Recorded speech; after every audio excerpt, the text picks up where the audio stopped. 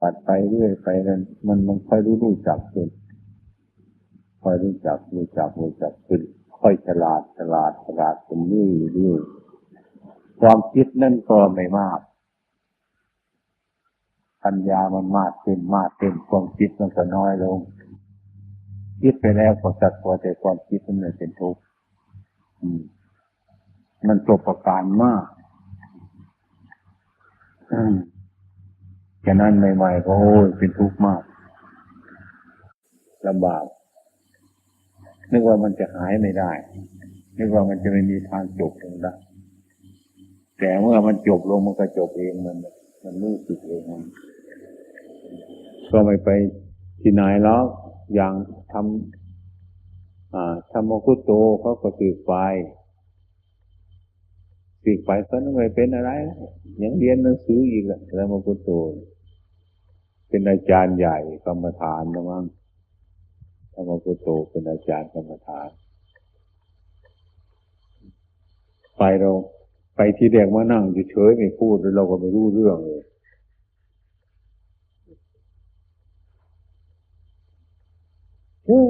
เราก็จำไม่ได้ลุงลังมดหนวดเราหลวงพ่อจำผมได้ไหมใกล้ธรรมกุโตเรานึกว่าปีศาจเว้ยศึกษาพระวินัยแล้วก็ค่อยๆทำสมาธิเจริญปัญญาไปในตัว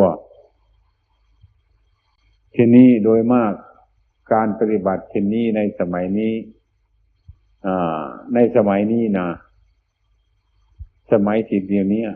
เรายึดมาจากท่านอาจารย์มั่นฝ่ายธรรมยุทธโดยมากฝ่ายมหานิกายนั้นโดยมากไม่ต้องถือพระวินัยแต่โดยมากแต่มีเหมือนกันแต่น้อยภาวนาไปเลยอย่างนี้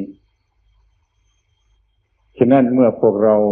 เป็นคุณบุตรลูกหลานมาพบเขาก็เก้อเขินสงสัยว่าอันใดมันถูกอันใดมันผิดอย่างนี้เป็นต้นอย่างไรมันถูกอย่างไรมันผิดเนี่ยมันก็ลังเลสงสัยบุคคลที่ได้อบรมพระวินัยมาแล้วระเบียบมาแล้วจะมาละเลยพระวินัยนั่นก็ไม่สบายใจนะไม่เคารพต่อพระวินัยนั่นไม่ปฏิบัติพระวินัยนั้นก็ไม่สบายใจนี่กลุ่มหนึ่งกลุ่มที่สองนั้นก็เรียกว่าเราเคยปล่อยเคยวางมาแล้วเรื่องพระวินัยเราไม่เกี่ยวข้อง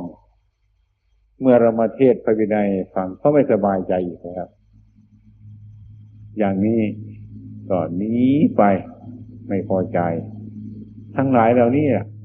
ในปัจจุบันนี้เป็นอย่างนั้นในความเป็นจริงนั้นเราทุกคนก็ต้องพิจารณาอย่างพวกท่านทั้งหลายมาทุกวันนี้รู้ภาษาไทยแล้วพอสมควรแล้วก็ดูพระไตรปิฎกก็ได้เป็นรากฐานที่ให้เรามองเห็นได้ว่าพระไตรปิฎกมีอะไรบ้างอย่างนี้เราก็พอควรเห็นได้ว่าพระไตรปิฎกท่านชี้ว่าอย่างไรอะไรเป็นอย่างไรนี้เราก็พอรู้ของเราผู้ที่รู้ภาษาไทยแล้วอ่านได้เรื่องต่างคนก็ต้องศึกษากันมาทุกๆคนในความเป็นจริงนั้นในความเป็นจริงนั้นมันเรื่องศีลมันเรื่องสมาธิมันเรื่องปัญญานี่แหละมันเป็นแก่นของการปฏิบัติในหลักพุทธศาสนานั้นเป็นแก่นศีลนั้นก็เรียกว่ามันก็กายวาจามันก็เกี่ยวเนื่องกันกับจิต อยู่แล้วมันเกี่ยวเนื่องกันศีลสมาธิปัญญาถ้าเราแยกกันออกเป็น3อย่างก็เหมือนไม้3ซี่มันอยู่อย่างเนี้ยถึงแม้มันเป็นคนละซีก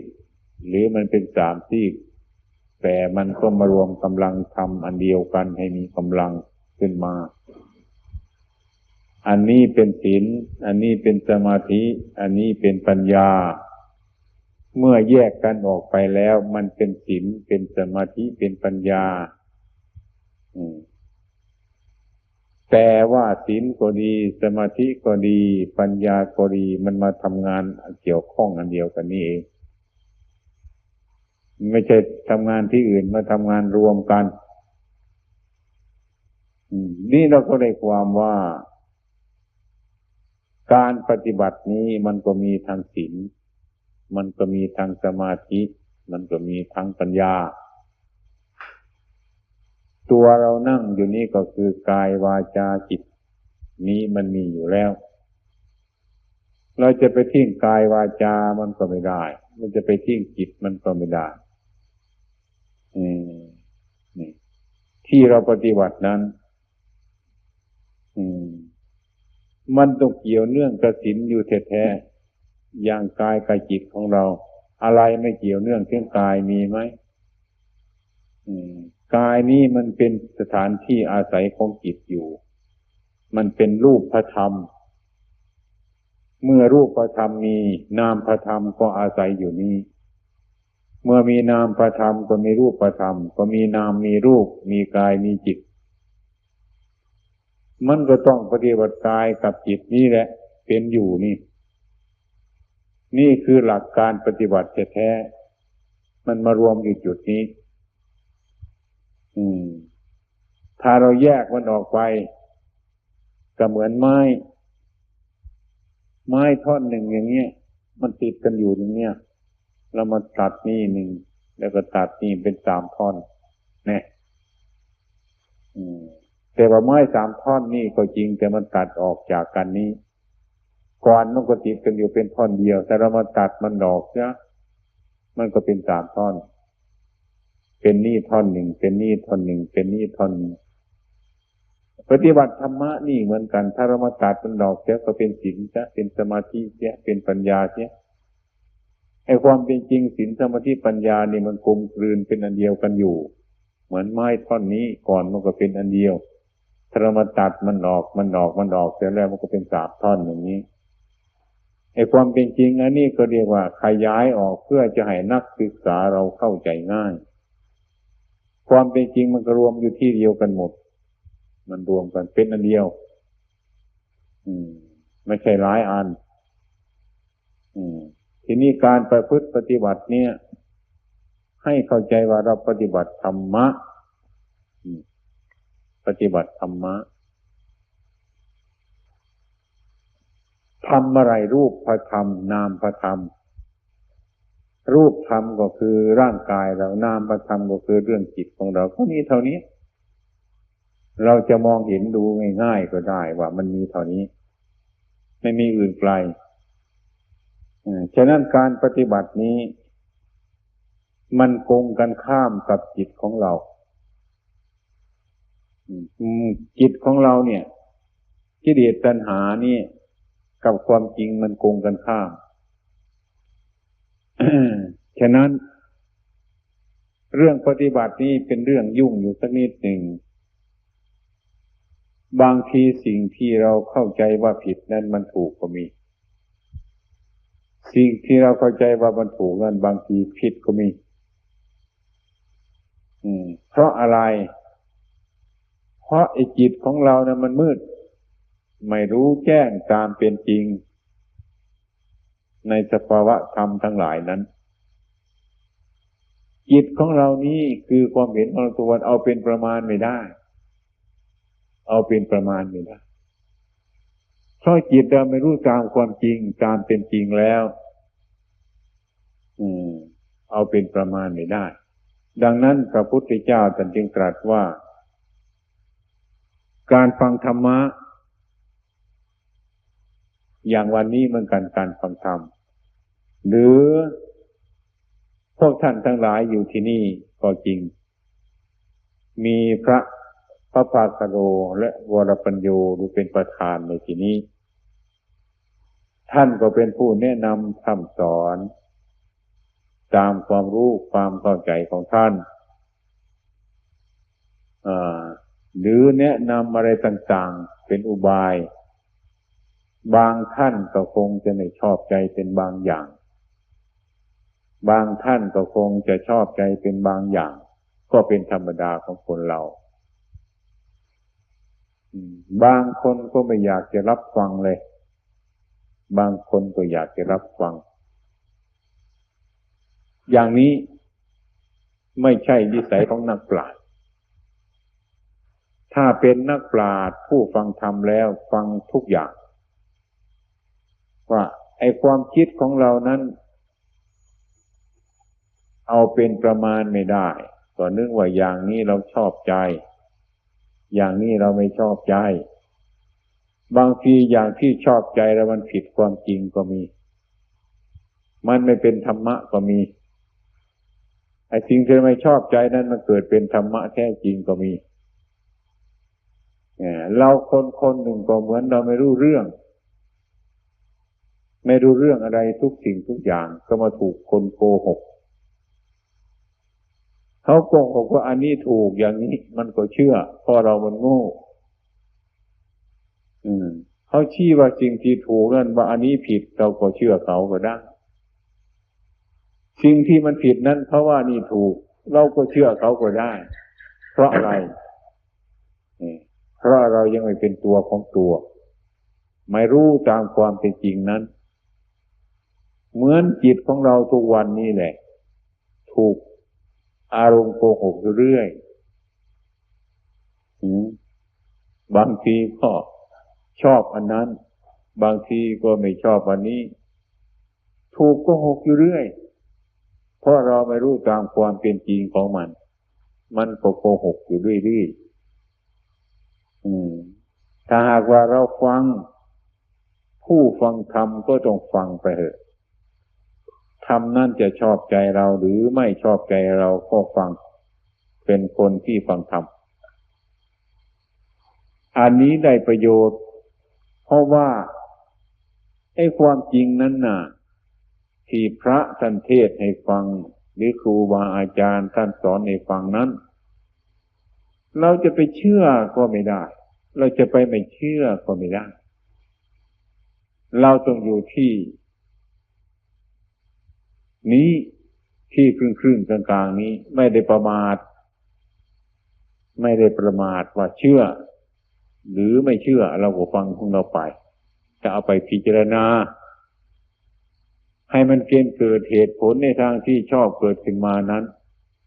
เหมือนพระพุทธเจ้าสอนนั่นแหละสอนภาษาดิบุตรเทศในภาษาดิบุตรฟังอะไรก็เทศให้ฟังแล้วก็ถามว่า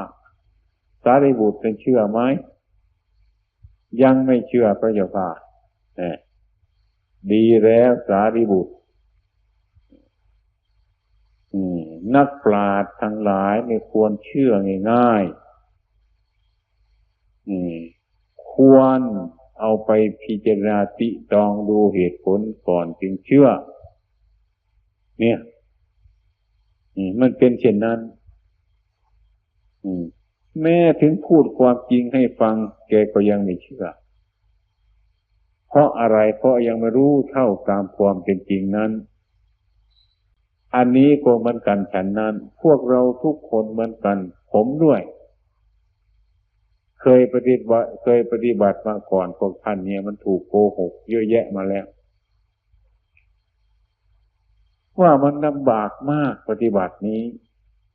ลำบากหลายทำไมมันถึงลำบากเพราะเราคิดไม่ถูกนั่นเองมันเป็นมิจฉาทิฏฐิเราคิดไม่ถูกแต่ก่อนผมเคยอยู่กับพวกพระมากๆผมก็ไม่สบายลวนเลหนีไป ตามป่าตามเขาวันนี้จากพวกนี้จากเพื่อนภิกษุสามเณรมันไม่เหมือนใจเราปฏิบัติไม่เก่งเหมือนเรามีความประมาทคนโน้นเป็นอย่างโน้นคนนี้เป็นอย่างนี้อย่างนี้ก็เป็นเหตุอันหนึ่งให้เราวุ่นวายเป็นเหตุให้หนีไปเรื่อยไปอยู่องค์เดียวก็มีสององค์ก็มีก็ไม่ได้ความสบายไปอยู่องค์เดียวก็ไม่ได้ความสบายไปอยู่หลายองค์ก็ไม่ได้ความสบายไปอยู่ที่เอกราชมากเยอะแยะก็ไม่สบายไปที่อยู่เอกราชที่มันไม่มากไม่น้อยก็ไม่สบายไอ้ความไม่สบายนี่เราก็นึกว่ามันเป็นเพราะเพื่อนเป็นเพราะอารมณ์หรือเป็นเพราะที่อยู่เป็นเพราะอาหารเป็นเพราะอากาศเป็นเพราะอันโน้นเป็นเพราะอันนี้เราคิดว่ามันเป็นสิ่งนั้นเราก็แสวงหาไปสายไปตามเรื่องของเราไปเรื่อยๆแต่ก่อนเป็นพระธุดงค์ไปนี่แล้วก็ไม่สบายแล้วก็ภาวนาพิจารณาไปทำยังไงถึงจะสบายเนาะเป็นไงเนาะพิจารณาอยู่มากคนก็ไม่สบายอยู่น้อยคนก็ไม่สบาย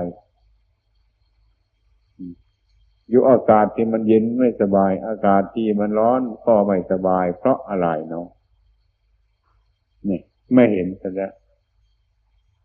ทำไมมันถึงไม่สบายเพราะมันเป็นมิจฉาทิฏฐิมีความเห็นผิด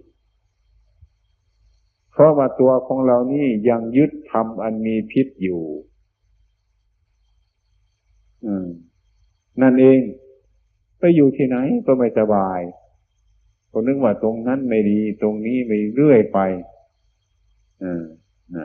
มันไปให้โทษคนอื่นเขา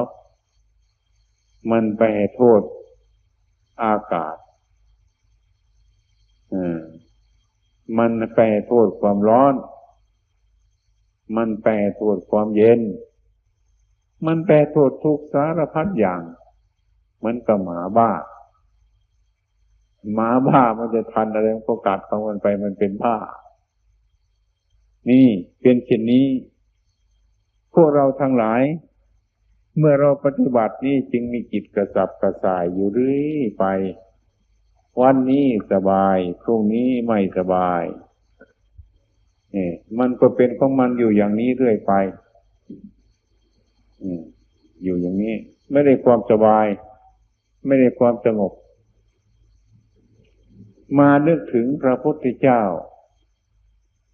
ท่านประทับอยู่ที่แห่งหนึ่งประชุมพระภิกษุสงฆ์ตอนบ่ายตอนเย็นมา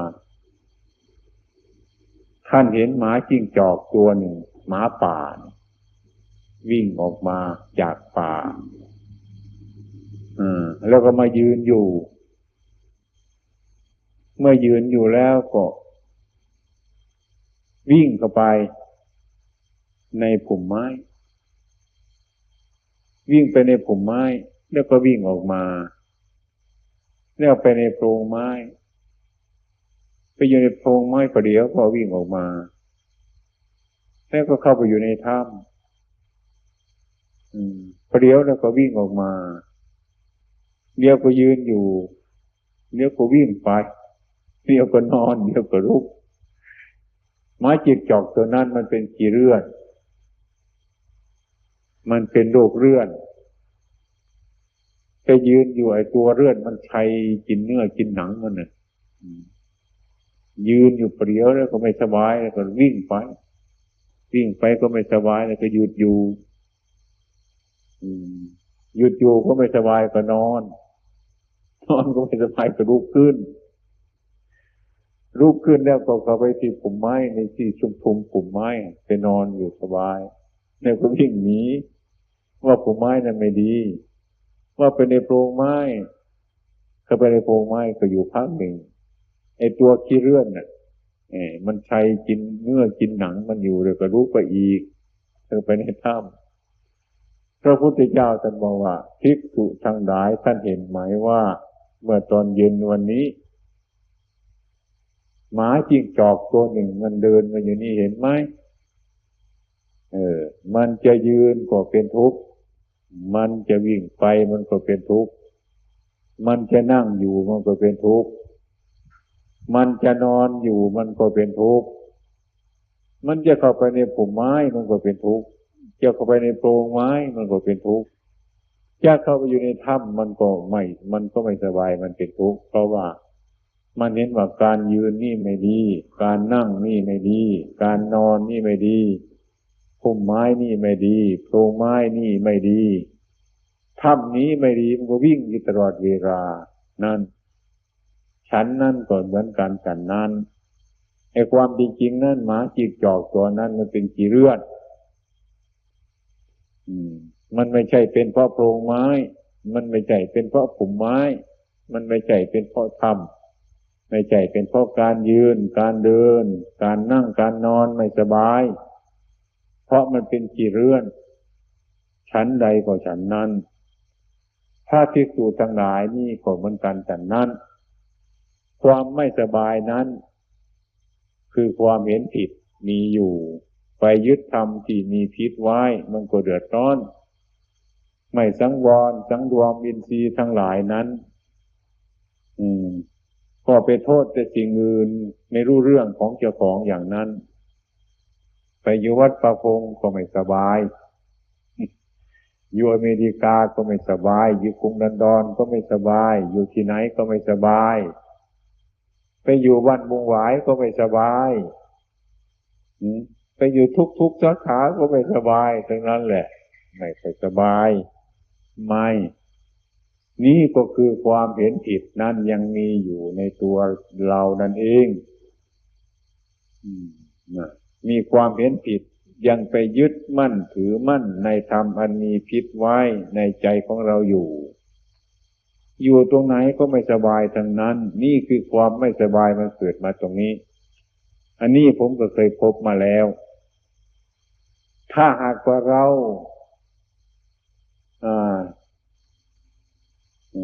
เหมือนกันกับสุนัขนั่นถ้าหากว่าโรคเรื้อนมันหายแล้วนะมันจะอยู่ที่ไหนมันก็สบายอยู่ในกลางแจ้งมันก็สบายอยู่ในป่ามันก็สบายอันนี้ผมระลึกถึงบ่อยๆแล้วก็ผมนำมาสอนพวกท่านทั้งหลายอยู่เรื่อยเพราะธรรมะตรงนี้มันเป็นประโยชน์มากมันเป็นประโยชน์มากพระภิกษุทั้งหลายนี่ก็เหมือนกันฉันนั้นถ้าหากว่าเรามารู้จักอารมณ์ตามความเป็นจริงมันเสียแล้วนั่นมันก็สบายจะมีความร้อนไปบ้างมันก็สบายจะมีความหนาวบ้างมันก็สบายอยู่ที่คนมากก็สบายอยู่ที่คนน้อยมันก็สบายไอ้ความสบายไม่สบายมันไม่อยู่ที่คนมากคนน้อยมันอยู่ที่ความเห็นถูกเท่านั้นอยู่ที่ความเห็นถูกเท่านั้นถ้ามีความเห็นถูกขึ้นในใจของเราแล้วอยู่ที่ไหนมันก็ไม่สบายที่ไหนมันก็สบายอันนี้เรามีความเห็นผิดอยู่ยึดธรรมมันมีพิษอยู่แล้วมันก็ไม่สบายที่เรายึดอยู่เหมือนกับตัวหนอนน่ะตัวหนอนนั่นน่ะที่อยู่ของมันก็สกปรกอาหารของมันก็สกปรกที่อยู่อาหารของมันไม่ดีทั้งนั้นไม่สมควรแต่ว่ามันสมควรกับหนอนเนี่ยลองเอาไม้ไปเขี่ยมันออกจากมูดดูสิจากคูดดูสิตัวหนอนนั่นมันจะดิ้นกระเสือกกระไสไปทีเดียวมันจะกลับมาหากองคูดอย่างเก่ามันถึงสบายมันอันนี้ก็เหมือนกันฉันนั้นถ้าภิกษุสามเณรเราทั้งหลายมีความเห็นผิดอยู่นะครูบาอาจารย์มาแนะนำให้เห็นถูกนั้นมันริ้นนะมันไม่สบายใจมันไม่สบายใจมันก็วิ่งไปหาแต่ กองพูดมันเรื่อยๆแล้วมันไม่สบายเพราะตรงนั้นเป็นที่อยู่ของมันเมื่อไรหนอนนั่นมันยังเห็นไม่มันยังไม่เห็นความสกปรกอยู่ในที่นั่นเมื่อไรมันก็ออกไม่ได้พวกเราทั้งหลายก็เหมือนกันฉันนั้นถ้าไม่เห็นโทษในสิ่งทั้งหลายเหล่านั้นมันก็ออกไม่ได้ปฏิบัติมันก็ยากลำบากฉะนั้นจงฟังไม่มีอันใดอื่นการปฏิบัตินั้นถ้าเรามีเ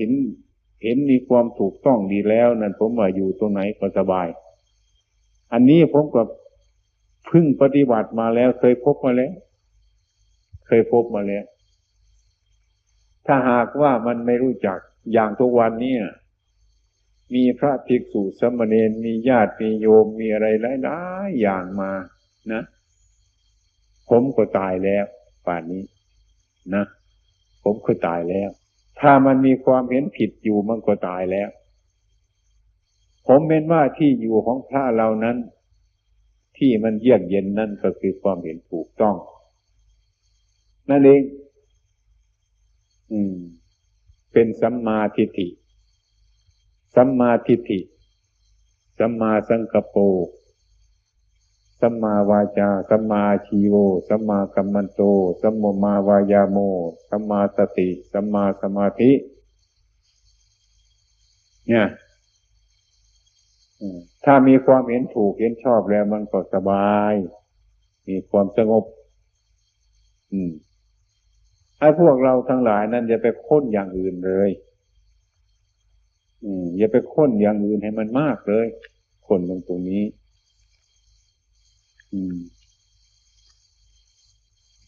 อันนี้เป็นลักษณะการปฏิบัติเฉพาะตัวของเราบัดนี้มาพูดถึงหลักบริหารเรียกว่าทำไมถึงพูดถึงหลักบริหารเพราะคนเราทุกคนไปอยู่ที่ไหนก็ต้องไปอยู่คนเดียวจริงๆก็ไม่ค่อยสบายอย่างน้อยก็2 องค์3 องค์4 องค์5 องค์จนมันใหญ่โตมาเหมือนวัดบุงหวายนี้สมัยก่อนก็ไม่มากที่อยู่ก็ไม่หลายที่อาศัยก็ไม่มากมันก็เลยน้อยบัดนี้มันโตขึ้นมาแล้วบัดนี้มันต้องมีหลักบริหารนั้นก็ต้องมีคนหนึ่งเป็นผู้คนหนึ่งหรือ2 คนเป็นรากฐานเป็นแก่นในวัดในอาวาสอันนั้นเพื่อจะคุ้มครองให้ความรู้ความเห็นในบางครั้งบางคราวเมื่อเราเห็นผิดก็ให้เราเห็นถูกให้มีความอยู่เย็นเป็นสุขได้ปฏิบัติพร้อมๆกันอันนี้เป็นเหตุมาตั้งแต่องค์สมเด็จพระสัมมาสัมพุทธเจ้าของเราโน้นเมื่อท่านปฏิบัติมาครั้งแรกท่านก็ไม่มีอะไรปฏิบัติกายกับจิตนี่เองต่อมาเรื่อยๆมาก็มีพรรคพวกมีสานุสิทธิ์เกิดขึ้นมาคนทำผิดก็มากคนทำถูกก็มากแก้ไขมาตลอดกาลตลอดเวลาอย่างนี้บัดนี้นี่ก็มีหลายคนก็หลายจิตหลายใจเป็นเหตุให้มีปัญหาหลายๆอย่างเช่นปีนี้ยกตัวอย่างมาอยู่ปีนี้ได้หลายคนแขกก็มาอยู่เห็นไหมพระแขกก็มาอยู่ผมก็นึกว่าเอาแขกกับฝรั่งไปอยู่ด้วยกันดูที่มันจะเป็นยังไงมันอยู่ด้วยกันเอาแขกมาอยู่ด้วยแขกก็ไปอีกอย่างหนึ่งเหมือนกันอะไรก็เก่งหมดทั้งนั้นเด็ดทำมาดีหมดเด็ดขาดทั้งนั้นเรื่องไม่เด็ดขาดไม่มีเลยเก่งทีนี้มาอีกพวกเซนมาอีกองค์หนึ่งตามันขวาง โลกเขาอยู่นะผมบอกว่าวัปปากโรนี่อย่าเอาไว้นะนี่เอาไว้แต่เกิดเหตุนี่ไอ้พวกเส้นนี่เมื่อพูดอย่างนี้แน่นอนแน่นอนหมดรู้หมดอย่างเงี้ยมันไม่ใช่ของสมณะเรานี่เป็นเหตุนะ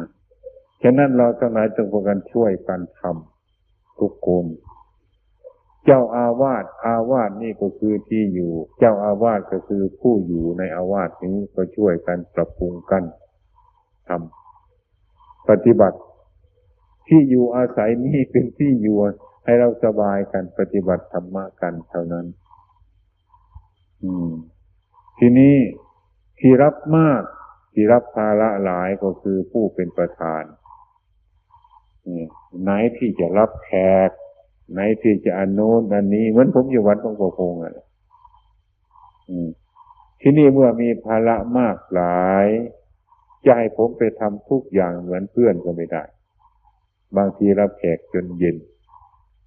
กลางคืนมาจะให้ผมไปทำวัดสวดมนต์อยู่ถึง4 ทุ่ม 5 ทุ่มมันก็ไม่ได้เดี๋ยวก็ตายนะอันนี้ก็ให้พากันเห็นอกเห็นใจให้ช่วยกันให้สามัคคีปรองดองซึ่งกันและกันยิ่งเราอยู่ในเมืองยิ่งเราอยู่ในประเทศนอกเรามาอยู่ในเมืองไทยเรานะอันนี้ก็ยิ่งเป็นเหตุนะยิ่งเป็นเหตุยิ่งเป็นตัวอย่างในพุทธศาสนานั้นว่าเราก็ควรสามัคคีกันทุกอย่างพร้อมกันช่วยกันอย่าให้มันมีอะไรกันเกิดขึ้นมานั่นดีมาก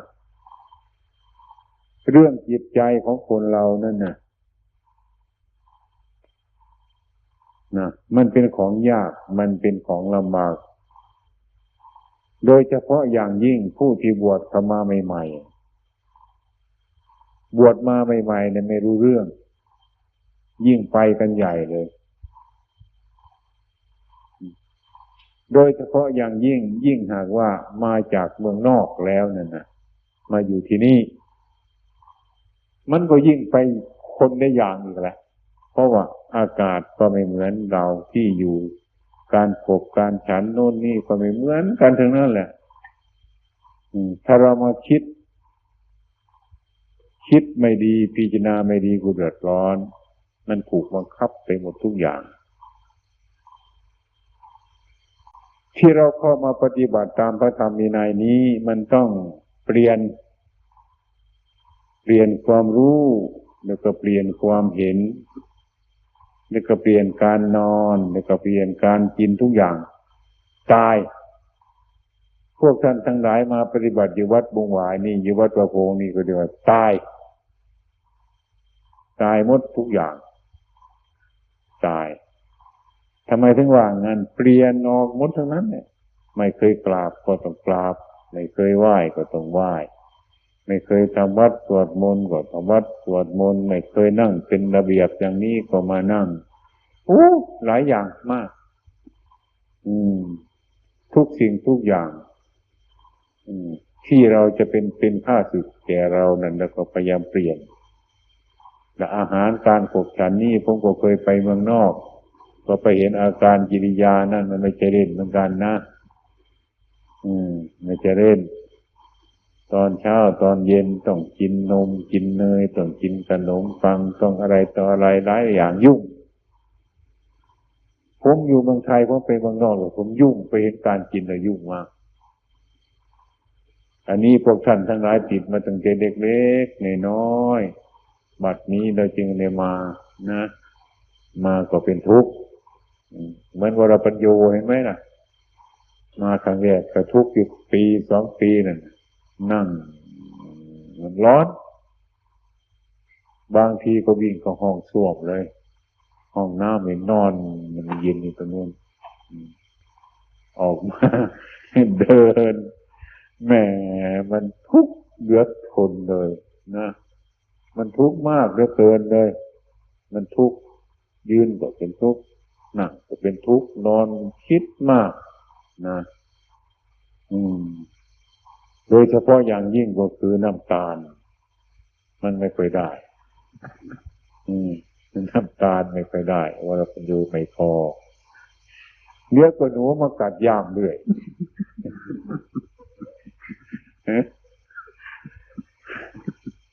ย่ามคนอื่นไม่ต้องการหรอกกัดย่ามวรปัญญูทุกทีนะ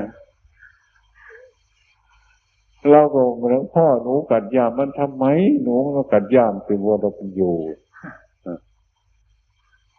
มันมีสาเหตุนะมันมีถั่วอีสงอยู่ในนั่น หนูมันก็ชอบเนี่ยอย่างนั้นแหละย่ามเอาที่ไหนคือหนูกัดหมดเลยมันทุกข์ตัวนี้เป็นอย่างนี้มันทุกข์ผมก็เห็นใจเหมือนกันมันทุกข์ที่จะพอบรรเทาทุกข์ได้ก็ประมาณจะ4 ปี 5 ปีแล้วนะเรื่องดินฟ้าอากาศนี่อันนี้มันลำบากมากผมก็เห็นใจเหมือนกันเห็นใจที่ไปมาแล้วไปเห็นมาแล้วก็เห็นใจเหมือนกันทุกอย่างนี้แต่อย่างไรก็ช่างมันเถอะนะคนเรามีทุกข์นะมันจึงเกิดปัญญาถ้าเราไม่มีทุกข์เราก็ไม่ได้คิดถ้าเราไม่ได้คิดเราก็ไม่เกิดปัญญาถ้าไม่มีปัญญาเราก็ไม่รู้ถ้าเราไม่รู้เราออกจากทุกข์ไม่ได้มันเป็นอย่างนี้ฉะนั้นผู้ปฏิบัตินี้มาต้องมาฝึกฝนอดทนต่อสิ่งทั้งหลายเปลี่ยนหมดแต่เมื่อเรามาคิดอีกแล้วเราก็ไม่กลัวเหมือนกันนะโลกนี้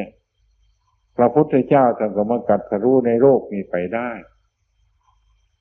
สาวกทั้งหลายท่านก็มากัดสรู้ในโลกนี้ทุกองค์ท่านก็ไปได้อยู่ในโลกนี้มันจะทุกข์ขนาดไหนอะไรพระพุทธเจ้าท่านก็ทำได้สาวกทั้งหลายต้องกระทำที่นี่ไม่ใช่ว่าท่านไปทำนอกโลกท่านทำอยู่ในโลกนี้เองทำไมท่านถึงมีปัญญาออกเป็นพระอริยบุคคลได้นะอันนี้ก็ให้เราเอาไปพิจารณาหลักอันนี้เอาไปพิจารณาให้มันดี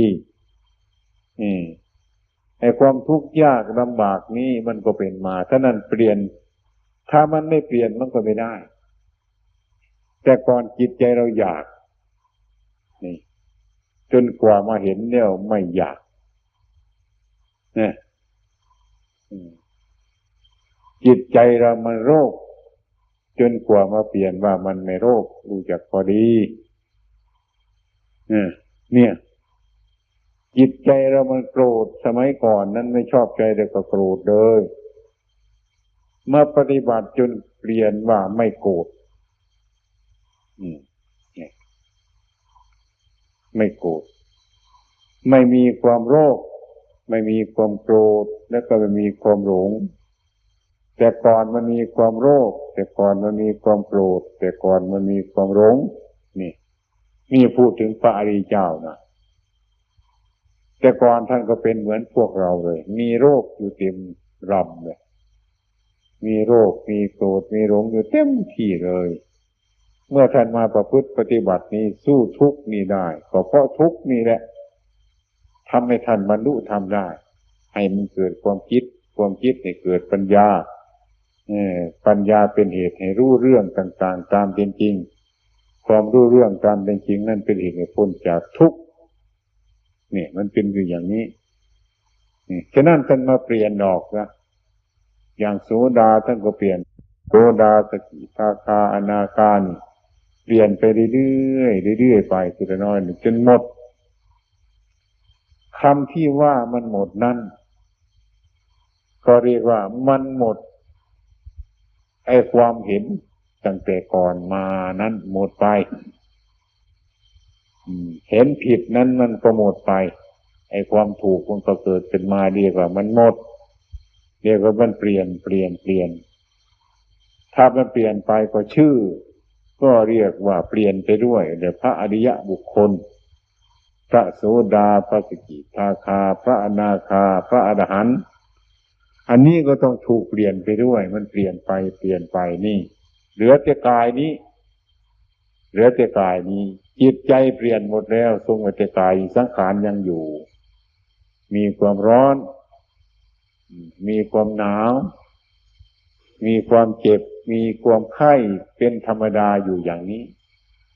แต่ว่าจิตนั้นมันเปลี่ยนแล้วเห็นความเกิดแก่เจ็บตายตามความเป็นจริงแล้วเนี่ยถ้าเราสู้ตรงนี้ก็อยู่ตรงนี้เรียกว่าการเปลี่ยนพวกเราทั้งหลายนี้ก็เหมือนกันที่ปฏิบัติมานี้องค์หนึ่งก็หลายปีมันก็ถูกเปลี่ยนมามั่งแต่มันก็ยังเปลี่ยนไม่หมดถ้าเปลี่ยนไม่หมดทุกข์มันก็ยังไม่หมดเปลี่ยนไม่หมดทุกข์มันก็ยังไม่หมดเพราะมันยังไม่หมดมันยังไม่จบมันเสียเช่นนี้เป็นต้นฉะนั้นเราจึงประกันอดทนการประพฤติปฏิบัตินี้ไม่ใช่ว่าเราจะไปรีบไปเร่งมันมีเหตุผลผู้ที่อยากจะบรรลุธรรมะง่ายๆเร็วๆนี่ไม่ได้มันเห็นผิดมันต้องอาศัยเหตุผลเหมือนเราเดินไปก้าวหนึ่งก็ให้มันถึงวัดหนองประพงแล้วนี่มันก็เกินไปแล้วมันต้องเดินไปได้หลายก้าวมันจะถึงวัดหนองประพงเนี่ยอันนี้มันต้องมีเหตุผลอย่างนี้เราเดินไปก้าวเดียวให้ถึงวัดหนองประพงจากวัดหนองประพงมาวัดบุงหวายเดินมาก้าวหนึ่งอย่างนี้มันก็ไปได้เพราะอะไรมันขาดเหตุมันผลมันก็เกิดไม่ได้อันนี้เรียกว่าทำที่ถูกต้องเดินไปก้าวเดียวมันไม่ถูกต้องเดินได้หลายก้าวมันถูกต้องไอ้ความคิดทั้งหลายนี่ก็เหมือนกันฉันนั้นฉะนั้นถึงแม้ว่ามันจะทุกข์ก็ช่างมันเถอะเรานะทุกข์นั้นมันก็ไม่แน่เราใครว่าเห็นทุกข์มันเป็นตัวไหมมันมีทุกข์เกิดขึ้นมาแล้วตัวทุกข์คืออะไรมีไหมใครเห็นทุกข์ไหมเห็นตัวทุกข์ไหมเห็นมันจริงจังไหมผมไม่เห็นว่ามันจริงมันจังไงทุกข์มันก็คือความรู้สึกวูบเดียวแต่มันก็หายไปแล้วนะสุขนั้นก็เหมือนกันฉันนั้นตัวสุขจริงๆมันมีไหมของจริงจังมีไหมมันก็สักว่าแต่ความรู้สึกวูบหนึ่งแล้วมันก็หายไปแล้วเนี่ยเกิดแล้วมันก็หลับไปเท่านั้นไอ้ความรักของเราเกิดขึ้นมาวูบหนึ่งแล้วมันก็หายไปอีกไอ้ตัวรักตัวเกลียดตัวชังจริงๆนั้นไม่ว่ามันอยู่ที่ไหนความเป็นจริงมันก็ไม่มีตัวไม่มีตนมันสักแต่ว่าอารมณ์เกิดขึ้นมาวูบหนึ่งแล้วก็หายไปเท่านั้นมันก็หลอกลวงเราอยู่อย่างนี้เรื่อยไปเท่านั้นเนี่ยเอาแน่ตัวไหนได้ไม่มีอะไรทั้งนั้นนะสักว่าแต่ความรู้สึกเกิดขึ้นมาสมกับคำที่พระพุทธเจ้าตรัสว่าไม่มีอะไรนอกนั้นนะมีทุกข์เกิดขึ้นมาแล้วทุกข์ก็ตั้งอยู่เมื่อทุกข์ตั้งอยู่แล้วทุกข์ก็ดับไปเท่านั้นทุกข์มันดับไปแล้วสุขเกิดขึ้นมาแล้วก็สุขก็ตั้งอยู่เมื่อสุขตั้งอยู่แล้วสุขก็ดับไปเท่านั้นเมื่อสุขไปดับไปแล้วทุกข์ก็เกิดขึ้นมาเกิดมาแล้วทุกข์ก็ตั้งอยู่แล้วมันก็ดับไปผลที่สุดแล้วก็มารวมเป็นอันเดียวว่านอกจากทุกข์นี่เกิดนอกจากทุกข์นี่ตั้งอยู่นอกจากทุกข์นี่ดับไปแล้วไม่มีอะไรมีแต่เท่านี้ไม่มีอื่นนอกนี้มันมีเท่านี้แต่เราก็เป็นคนหลงวิ่งตะคุบมันเรื่อยไปก็ไม่พบความจริงมัน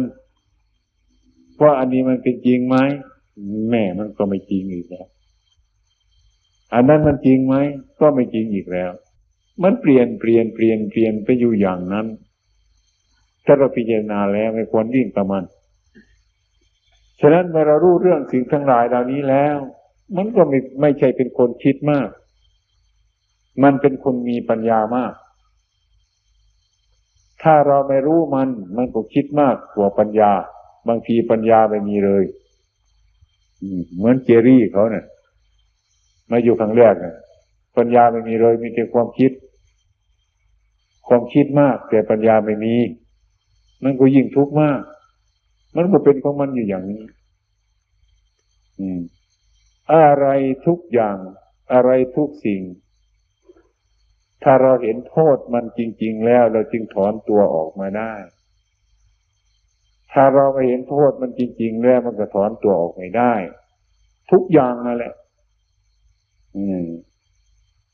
อาการอันใดที่เราไม่เห็นประโยชน์มันจริงๆแล้วเราก็ทำไม่ได้ถ้าเราเห็นประโยชน์มันจริงจังแล้วมันก็ทำได้เป็นของไม่ยากฉะนั้นอันนี้พูดเรื่องเฉพาะแนวหลักบริหารทุกคนเราก็ให้ทำใจให้มันดีทำใจให้อดทนบางทีก็เกลียดผู้เป็นประธานก็มีบางทีก็รักก็มีบางทีผู้เป็นประธานก็เกลียดลูกศิษย์ลูกหาเลยสารพัดอย่างอันนี้มันเป็นเรื่องของธรรมดาของมันเท่านั้นแต่แล้วมันก็เป็นของไม่จริงไม่แน่นอนทั้งนั้นหลักมันที่ดีแล้วก็เรียกว่าเราเป็นผู้มาปฏิบัติแล้วก็เรียกว่าเลิกละมันแล้วมันจะเกิดมาโกรธมันจะเกิดขึ้นมาก็รู้จักมันเสียอย่าทำตามความโกรธอันนั้นก็พอแล้วโลภมันเกิดขึ้นมาก็ไม่ทำตามความโลภอันนั้นมันจะมีความรักเกิดขึ้นมาก็ไม่ทำตามความรักอันนั้นมันจะมีความชังเกิดขึ้นมาเราก็ไม่ทำตามความชังอันนั้น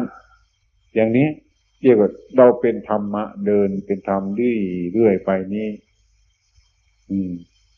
อันนี้เป็นหลักที่สำคัญที่เราจะต้องประพฤติปฏิบัติในวงการที่เรียกว่าวงการของสมณะที่เราอยู่ด้วยกันมานี้วันนี้ผมจึงในโอกาสหาโอกาสยากจะมาอบรมพวกท่านทั้งหลายนั้นวันนี้ในการอบรมพอสมควรแล้วก็ให้พวกท่านทั้งหลายปฏิบัติงานนั้นนี้เป็นไปโดยธรรมะ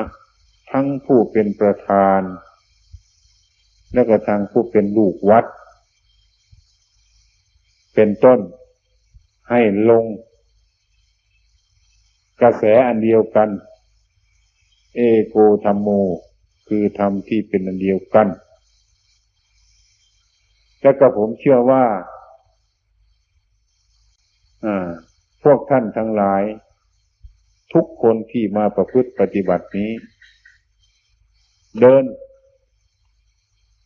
ให้มันถูกตามธรรมะของพระพุทธเจ้า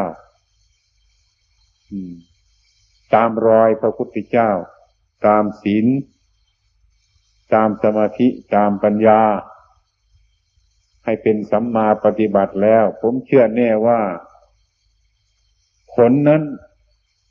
มันจะเกิดขึ้นแก่พวกท่านทั้งหลายแน่นอนเปรียบประหนึ่งว่าเราตัดไม้สักท่อนหนึ่งเอาทิ้งลงในคลองแล้วมันก็ไหลไปในคลองนั้นถ้าท่อนไม้ท่อนนั้นน่ะมันไม่ผุและก็มันไม่เน่าไม่พังและก็ว่ามันไม่ติดอยู่ฝั่งโน้นไม่ติดอยู่ฝั่งนี้มันก็ไหลไปตามคลองเรื่อยๆไปผมเชื่อแน่ว่าจะถึงทะเลใหญ่เป็นที่สุดอันนี้ก็เหมือนกันฉะนั้นพวกท่านทั้งหลายประพฤติปฏิบัติตามแนวทางของพระสัมมาสัมพุทธเจ้าของเราแล้วที่เรียกว่าสัมมาทิฏฐิสัมมาสังกัปโปที่เรียกว่ามรรคนี้เดินไปตามกระแสให้มันถูกต้องให้มันพ้นจากสิ่งทั้งสองอย่างสิ่งทั้งสองอย่างนั่นคืออะไรคือสองข้าง ที่พระพุทธเจ้าของเราตรัสไม่ใช่ทางของสมณะที่จะคิดไปที่จะเอาจริงเอาจังกับสิ่งทั้งหลายเหล่านั้นคือกามสุขันธิกานุโยโคประการหนึ่งอัตตกิรมัฏฐานุโยโคอันนี้ประการหนึ่งอันนี้เรียกว่าฟัง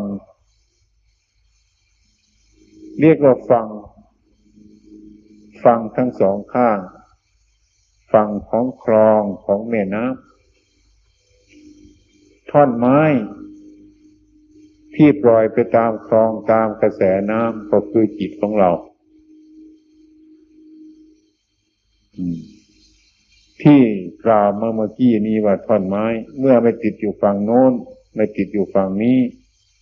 เนี่ยท่อนไม้ท่อนนั้นมันไม่ผุไม่พังแล้วนะมันก็ที่สุดของท่อนไม้ท่อนนั้นมันก็คือลงทะเลถ้ามันไปติดอยู่ฝั่งโน้นหรือฝั่งนี้หรือมันไปผุไปพังเสียแล้วมันก็ไม่ถึงทะเลใหญ่จิตใจของพวกท่านทั้งหลายนี้พวกเราทั้งหลายผู้ประพฤติปฏิบัตินี้ก็ดี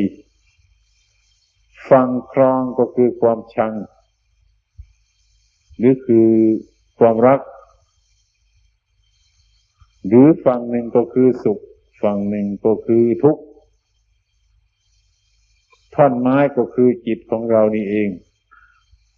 มันจะไหลไปตามกระแสแห่งน้ำมันจะมีความสุขเกิดขึ้นมากระทบมันจะมีความทุกข์เกิดขึ้นมากระทบอยู่บ่อยครั้งถ้าจิตใจของเรานั้นไม่ไปยึดมั่นถือมั่นในความสุขอันนั้นและในความทุกข์อันนั้นแล้วนะจิตใจของเราก็จะถึงกระแสของพระนิพพานคือความสงบระงับนี่ให้เราเห็นว่าทุกข์เกิดขึ้นมาแล้วทุกข์มันก็ดับไปสุขเกิดขึ้นมาสุขมันก็ดับไปนอกเหนือนี้ไม่มีแล้วมันก็เป็นอย่างนี้ถ้าเราไม่ไปติดอยู่ในความรักไม่ติดอยู่ในความชังไม่ติดในความสุขไม่ติดในความทุกข์เท่านั้นก็เรียกว่าเราเดินตามกระแสธรรมของสมณะนี่ทีนี้เราปฏิบัติสิ่งทั้งหลายเหล่านี้อันนี้เป็นธรรมที่พระพุทธเจ้าของเราเจริญมาแล้วถูกมาแล้วพบมาแล้วท่านจึงมาสอนเราให้เห็นความรักให้เห็นความชัง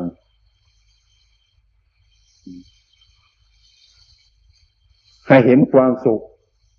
ให้เห็นความทุกข์ว่ามันเป็นธรรมทิฏฐิ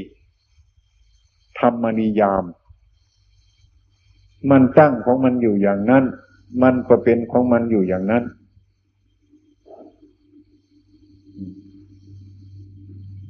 เป็นอยู่อย่างนั้นตลอดการใดก็เป็นอยู่อย่างนั้นแต่ว่าเมื่อจิตของผู้ฉลาดแล้วไม่ตามไปส่งเสริมมันนะไม่ตามไปเยินยอมันไม่ตามไปยึดมั่นมันไม่ตามไปถือมั่นมันก็มีจิตอันปล่อยวางกามสุขันธิกานิโยโคอัตตกิรมัฏฐานิโยโคตรงนั้นดั้มไปตรงนั้นแหละให้สม่ำเสมอมันก็เป็นสัมมาปฏิปทาเป็นสัมมาปฏิบัติถูกทางเหมือนท่อนไม้ที่ปล่อยไปตามกระแสน้ำมันไม่ติดอยู่ฝั่งโน้นไม่ติดอยู่ฝั่งนี้มันไม่ผุไม่พังมันไม่เน่ามันก็ถึงทะเลจนได้เราทำ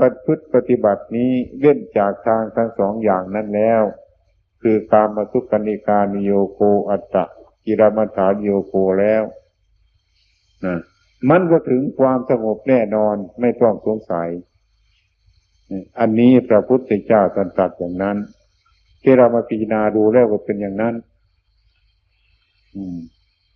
ฉะนั้นจึงได้ขอแนะนำพวกท่านทั้งหลายถึงแม้ไม่รู้ภาษาไทยนะพระปากโรวรปัญโยก็จะอธิบายให้ฟังรู้ได้อันนี้หลักการบริหารของพวกเราทั้งหลายนั้นทีนี้พวกท่านทั้งหลายจะตั้งอยู่ที่นี่นานนะได้เกิดประโยชน์มากที่พวกท่านทั้งหลายมาอยู่ในเมืองไทยนี้เกิดประโยชน์อย่างใหญ่หลวงแก่พุทธศาสนานี้เป็นเหตุให้คนไทยตื่นตาตื่นใจเห็นศรัทธาพวกท่านทั้งหลายมาทำอยู่นี้ได้ให้ประโยชน์เป็นประโยชน์ถึงแม้ผมไปเมืองนอกมาก็เกิดประโยชน์มากเหมือนกันถึงแม้ผมไม่ได้ภาษาก็จริงแต่ว่าผมทำให้ประโยชน์เกิดขึ้นมาได้ทุกคนที่ได้มานั่งฟังธรรมแล้วก็ผมก็ให้ธรรมะไปเป็นบางสิ่งบางอย่างพระสุเมโธเป็นผู้เป็นล่ามแปลให้ฟังไม่มากแต่ว่าเรื่องอันหนึ่งอีกเป็นต้นไม่ใช่เรื่องภาษามันเป็นเรื่องภาษาของจิตนี้ยังทำให้กลุ่มพุทธสมาคมกลุ่มชาวพุทธเราทั้งหลายที่ปฏิบัติมาก่อนแล้วเลิกล่มไปแล้วนานหลายปีกลับสภาพขึ้นมาอีกในกรุงลอนดอนในธรรมประทีปแกรมสเตทได้ตั้งอกตั้งใจมีศรัทธาทั้งกรุงปารีสก็เหมือนกันอันนี้ก็เรียกว่ามันเป็นรากฐานอันหนึ่งพอสมควรถึงจะผมไปเมืองนอกผมก็ทำให้เมืองนอกเกิดประโยชน์พวกท่านทั้งนั้นมาอยู่เมืองไทยก็ยิ่งเกิดประโยชน์เหมือนกันฉะนั้นอนาคตต่อไปนั้นเราก็ไม่พูดถึงมันแหละเมื่อปัจจุบันเราอยู่อย่างไรก็ต้องทำอย่างนั้นฉะนั้นเท่าที่ผมนั่นไม่ได้มานานๆมาทีหนึ่งก็อย่าเพิ่งเข้าใจผิดเลยเมื่อใครอยากจะไปอยู่วัดหลวงพ่อพงแล้วก็ไปอบรมกับพระไทยให้มันรู้จักภาษามันรู้จักนิสัยใจคอแล้วก็เปลี่ยนมาอยู่วัดมุงหวายมาอยู่วัดมุงหวายแล้วก็เปลี่ยนไปโน่นเปลี่ยนไปมาเรื่อยๆถ้ามาอยู่แต่วัดมุงหวายจริงๆแล้วมันก็โง่ภาษาไม่ค่อยดีแล้วก็ถ้าไปอยู่แต่วัดประโคงจริงๆแล้วก็ไม่ค่อยเข้าใจนะได้ต้องวนรอบอยู่นะไปวัดหลวงป่าพงบ้างไปวัดบุงหวายบ้างรวมไปเรื่อยๆไปไอ้ความรู้สึกนึกคิดทั้งหลายนั้นนะว่าเราจะไปตรงโน้นมันจะดีตรงโน้นมันจะดีนั่นอันนี้มันเป็นแต่ความรู้สึกของเราอันนี้ผมก็เคยคิดเคยทำมาแล้วอันนี้ไม่ค่อยได้ภาวนา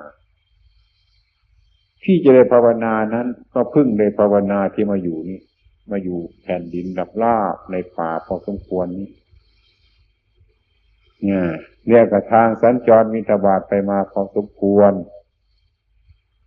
แล้วก็อาศัยบ้านนั่นอยู่แล้วก็ทำเพียรเดี๋ยวก็ฟังทำความเพียรเรื่อยไปนี่ได้ทำความเพียรมากที่นี่เมื่อพูดถึงไปธุดงค์ไอ้ธุดงค์นั้นถ้าไปจริงๆแล้วมันก็ดีหรอกแต่ว่าทุกวันนี้มันไปทะลุดงมันไม่อยู่ในดงมันไปอยู่ในบ้านคนดงนี่ก็ไม่อยู่ทะลุไปเรื่อยไปทุกวันนี้ไปทะลุดง